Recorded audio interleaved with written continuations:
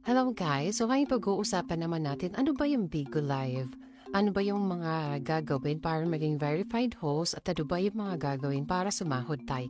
So ngayon hayaan niyo i-share ko sa inyo yung orientation na ginagawa namin kapag merong mga Bigo host na nagtatanong about Bigo Live. Ito yung pinaka-pre-orientation na ginagawa namin. So dahil orientation nga ito, magsa-start tayo. Ano ba si Bigo Live? So Bigo Live is a live streaming platform. Diba? So dahil live streaming platform siya, kailangan nating mag-live ng mag-live para sumahod tayo. And next guys, sa paano ba tayo magiging official Bigo? So ayan, para maging official Bigo host tayo, dalawang bagay yung lang ang kailangan nating gawin. Una is kailangan nating i-accept yung link na galing sa agency. At pangalawa, yung i-fill off natin yung sign with us or yung contract na galing kay. Ito yung example ng link na galing sa agency. Kapag pinindot nyo yung join us, lalabas dyan ay yung accept. Yun na yung sign na pwede na kayong maka-join sa isang. And then after niya accept, yung link galing sa agency at pagbibigay na kayo ng information nyo, magkakaroon na kayo ng sign with us. Yung sign with us ay para siyang biodata or resume na kasama yung contract ng Bigo. At sa sahod kayo guys sa Bigo, please take to kailangan nyo magkaroon ng beans or yung gift. Okay, huwag tayong maniniwala doon sa mga nagsasabi na pwede kayong sumahod sa Bigo kahit wala kayong viewers at wala kayong beans. Wala kayong gift, wala kayong quota. So, mali po yun yung mga ganang mga idea or mga information na naririnig natin. Kailangan nating sumahod sa Bigo sa mamagitan ng beans. Okay, yung beans yung kina-cash out natin dito. So, pwede kayo makakuha ng gift na galing sa mga supporter nyo.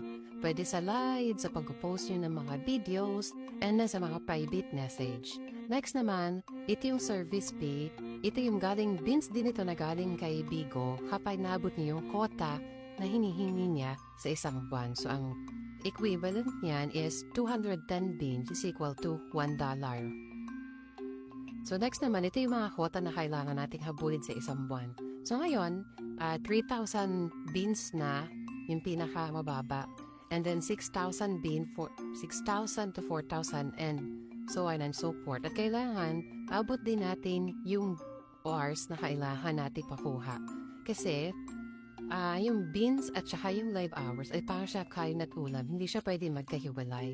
Okay? So, ito yung mga matanggap nating sahod kapag nakuha natin yung quota na tina-target natin sa isang buwan. So, halimbawa, na nakakuha kayo ng 6,000 beans. So, kapag dumating yung commission galing kay Bigo, magkakaroon pa kayo ng another 6,000 beans. So, magkakaroon kayo ng $64 sa isang buwan. Kapag nakuha natin yung requirement na hinihingi ni Bigo.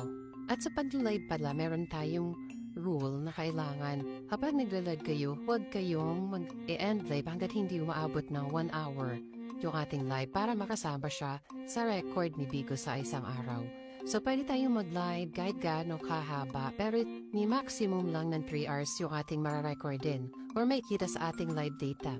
And then guys, hanggat maaari, huwag nating gawin yung masyado tayong matagal na umaalis or walang human movement or walang human sound or voice sa live kasi magkakaroon tayo ng hang-up. Kapag nagkaroon tayo ng hang-up na record, may mga rewards na sayang na hindi natin makukuha.